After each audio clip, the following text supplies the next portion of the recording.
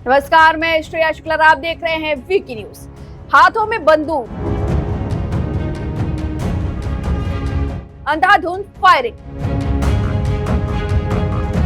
आंखों में बगावत और डर से कोसों दूर। हमास के आतंकी इजराइल में ऐसे घुसे, लेकिन इनको हिम्मत ऐसे ही नहीं मिल रही।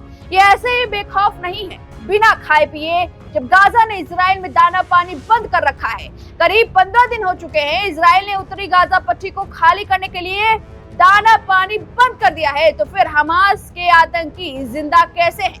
तो आपको बता दें कि हमास के आतंकियों को ये बात पता थी कि इजराइल कुछ ऐसे ही करेगा। इसकी तैयारी हमास के आतंकियों ने पहले ही कर ली थी। दरअसल ये नशा कर रहे हैं जो इनको इतना ताकत दे रहा है, हिम्मत दे रहा है। ये हैरान करने वाला दावा सामने आया है। इजराइल पर हमला करने के लिए हमास के आतंकियों ने कैप्टागन नाम की सिंथेटिक ड्रग्स का सेवन किया है, जिसका इजराइल के लोकल टीवी चैनल निर्वोरी ने दावा किया है। रिपोर्ट्स की माने तो इस संघर्ष में मारे गए कई आतंकियों की जेब से कैप्टागन की गोलियां मिली हैं। हमास के आतंकियों के हमले के पीछे की वजह गरीबों की कोकीन कही जाने वाली कैप्टागन है, जिसे खाने के बाद हमास के लड़ाके बहुत देर तक बिना खाए पिए लोगों को मारते रहे। इस खबर के सामने आने के बाद माना जा रहा है कि कैप्टागन खाने के बाद हमास के लड़ाके बहुत आराम से लोगों की जान लेने में कामयाब रहे। साथ ही इसकी वजह से उन्हें घंटों तक ना ही भूख लगी और ना ही उन्हें थकान महसूस हुई। वो बिना रुके अपना काम करते रहे और निहत्थे लोगों की जान आसानी से लेते रहे। इससे पहले आतंकी संगठन ISIS पर भी अपने आतंकियों को कैप्टागन गोलियां खिलाने के आरोप लगते आए हैं। इस सब के बीच चलिए हम आपको बताते हैं कि कैप्टागन, जिसे गरीबों की कोकीन कहा जाता है, आखिर वो है क्या। कैप्टागन एक सिंथेटिक दवा कही जाती है जिसे जर्मनी में बनाया जाता है। इसे बनाने का मकसद ध्यान की कमी यानी कंसंट्रेशन जो कि लो होती है, इसे मेंटल डिसऑर्डर का इलाज किया जाता है। हालांकि बाद में मिडिल ईस्ट में इसका इस्तेमाल पार्टियों में ड्रग्स के रूप में इस्तेमाल किया गया। वहीं DW ने अपनी रिपोर्ट में दावा किया कि सीरिया की जंग में लड़ाकों द्वारा ताकत बढ़ाने और थकान को कम करने के लिए इस दवा का इस्तेमाल किया गया था।